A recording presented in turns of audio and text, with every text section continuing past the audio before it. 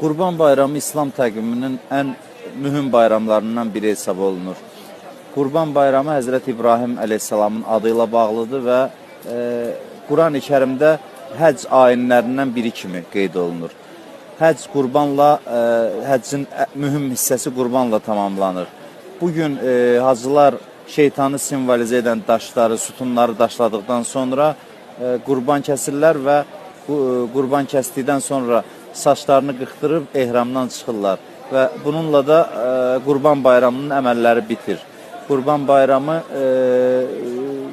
Allah yolunda fədakarlığın rəmzidir. Qurban Bayramı həmdərdliyin əlamətlərindən biridir. Yəni Qurban Bayramında insan öz nəfsini qurban kəsir sanki və qurban kəsilən heyvanın əti də yoxsul insanlar arasında paylanır ki, bayram sevincini bütün insanlar yaşaya bilsin.